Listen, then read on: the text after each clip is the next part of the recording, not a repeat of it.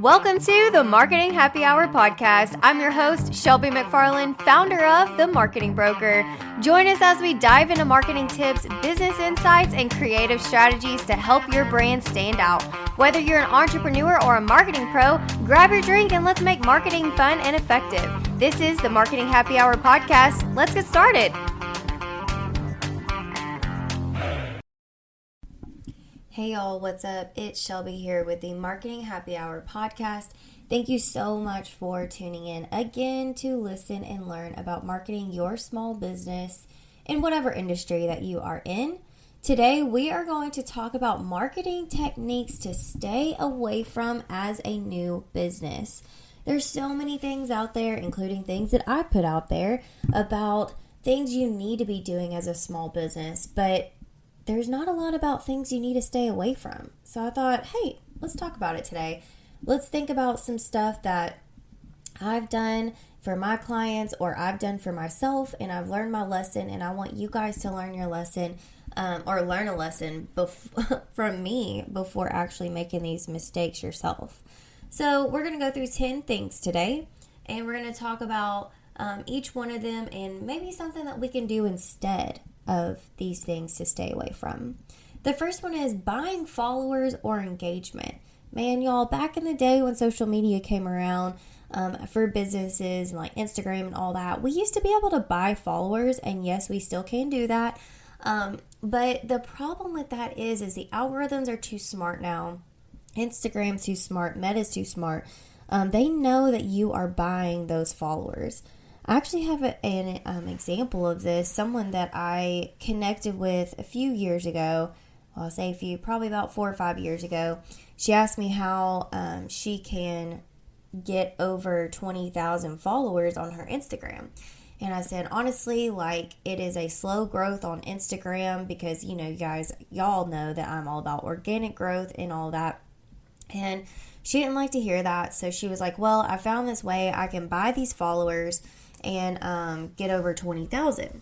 And I think her goal was to get over 20,000 because she wanted to be able to, I think it was like shop on Instagram or live on Instagram, something like that. It was whenever one of those, you had to have so many followers to actually be able to do that. And now I'm following her and I see her posting, and yes, she's got engagement, but I go and look at the likes and the people that are commenting, and it's literally all fake accounts. So you can tell even 5 years later that the people engaging with her content are all fake. So if we have fake people on our social media, how is that growing our business? How is that helping us do sales? All it does is make you look like you have all these followers and all of this engagement on your post, but it's not real. Like, don't we want those people to be real so that way they go and tell their friends, or they share it to their story, or maybe they purchase our service or our product? That is why it is so important to focus on growing organically by posting consistently on social media and engaging your audience, and even using some targeted ads. We can still use ads and spend money on that versus paying for people that are fake or bots or anything like that. So stay away from that. Just because your numbers are big does not mean that it's actually turning your social media into leads and into clients. Our next one is running ads without a clear funnel. I have done this on my own, and it is a very bad tactic to do. We want to avoid it because it's just putting ads out there without a strategy, right? When we're doing ads, we want to make sure that we have a funnel for them to go into. An example of that would be my $99 social media course that I have. I will run an ad on that once a month for about $100 to $200, depending on how much I have in my budget that month. And I will run that and make those people that see the ad go into the funnel and become a magnet. It becomes a lead magnet. So they'll download my webinar for free, and then they'll go into my email campaigns, and then they'll be able to receive those once a month. And then also they're in a drip campaign for the webinar itself. And then that leads them to purchasing the course for $99. So we need to just build a basic tunnel. We want to build a basic funnel instead of just running ads with no funnel whatsoever. Don't run an ad that says like call now. We want to run an ad that gives them something for free so that way we can capture their information. A lot of people are not just going to call now or book a consultation or something like that. The next one is really intriguing because I don't think that everyone agrees with me on this, but stop trying to be on every platform. Do what makes you feel comfortable. If you don't feel comfortable in front of a selfie on TikTok, don't freaking do it. If you don't feel comfortable posting on Instagram, don't do it. Now, Facebook, that's a have to, but we don't have to be on every platform to be successful at marketing online. I want you to feel comfortable with what you're doing, especially as a new business. If you can't hire an agency to do your social media stuff, then do what makes you feel comfortable and what you have the time for. You need to just post consistently. That's all you have to do. Pick 1 to 2 platforms, post consistently, make sure that's where your ideal customer is hanging out, and that is how you do social media on your own at the very beginning of a business. So stop trying to be on every platform and just do what makes you feel comfortable and be consistent and stay organic. The next one is a very, very hard lesson that I have learned myself, and that is copying competitors. What works for their brand and their business may not work for you. They can all, like your customers can also tell that you're imitating, and the trust will drop because they'll be like, oh wait, they're trying to be like them. Like that's totally lame. Like why can't they do their own stuff? So instead of copying what your competitor's doing, just watch what they're doing, stay ahead of the trends, define your own voice and your value and your audience, and your authenticity will always win. I used to think that I had to be exactly like my competitor. I had to have the same team. I had to have the same, brand out there. I needed to make sure my messaging was the same because they appeared to be somebody that was very, making a lot of money. They were very successful. And I was like, well, I want to be that. So why don't I just do what they're doing? And I learned that lesson the hard way. And that's for a different podcast. Our next one is skip brand. Like if you skip branding and you just jump right into a promotion.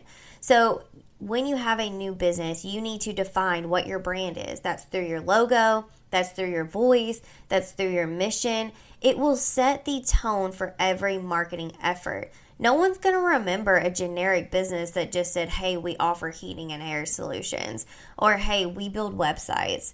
Okay, well, who are you? Like, why should I trust you? I just had this conversation with a potential client, and he goes out and appraises $10 million airplanes, and yet his face is nowhere to be seen on the website. And he goes, oh, well, I guess I should do that. I said, yes, because people need to know, like, who's coming out to my plane? Who am I hiring? I want to know what his credentials are, because if I don't trust him before I actually talk to him, then I'm never going to actually hire him. So we need to make sure that when we are branding our business, that it will actually build that trust with our customers, and we're not just jumping straight into, you should hire me. You got to give them a reason to hire you. You got to give them something to build on. Number 6, this one though, y'all. Social media posting without strategy. And this is specifically talking about over posting without strategy. More content doesn't mean more clients. I have had an argument with a past client about posting every single freaking day on social media. Do not do it. That is so annoying. You can post in your story all day long, every single day. Do not make your stagnant post on social media every single freaking day. People are going to be annoyed, and it's going to just make your strategy go down. You can do a minimum of 3 posts a week and be completely fine with the algorithm. You can do that with a strategy. You can do that using pillars and batch creation and scheduling it out smart. Your quality of your post is better than your quantity. So stop over posting and stop posting without a strategy. So I talk a lot about social media, but number 7 is relying only on social media. Y'all, social media is just a part of your marketing plan. You've got to get out there, build an email list, network with people, make sure that you are becoming a valuable asset into the people that you are serving. Make sure that you're building up that referral base for customers that you've done work for. The algorithms are going to change. What if your account gets hacked? Your visibility is not guaranteed on social media. And I tell every single person this that hires me. Social media is only a small part of your marketing plan. And I do not want you to rely on social media. Do not think that one post is going to make you $1 million. You may laugh about that, but some people have that idea in their head. We want to avoid using generic stock images. This is number 8, y'all. We want authentic branding photos. Invest in yourself, invest in your company, get some headshots made, do some product pictures, do a brand photography, a branding shoot, make custom Canva designs, use your personal photos, do some behind the scenes. People want to buy from people and not generic photos that you get off the internet. You may not feel comfortable in your skin. You may not feel comfortable in front of the camera, and I don't freaking care. I need you to make sure that you are using pictures of yourself and pictures of your business so that way people can trust you before they buy from you. Number 9, y'all. Ignoring analytics.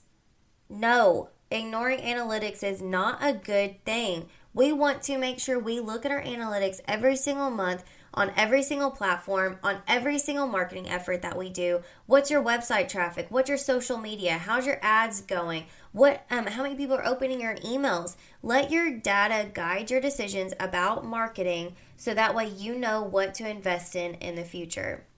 And the last thing is back to thinking that marketing is social media only. It will limit your tunnel vision. You have to think outside the box when it comes to social media. What's your website look like? How's your SEO? Are you doing email campaigns? Are you doing targeted ads? What about your signage on your road, on your storefront, and your PR? Start with one strong channel, then layer it into complementary strategies over time. So these are the top 10 things that you need to avoid when you're marketing your new business and starting out small. So after you listen to this, go over to Marketing Budget or listen to another podcast that maybe you can layer on top of this and learn, okay, this needs to be my next step. All right, y'all. Catch you on the next one.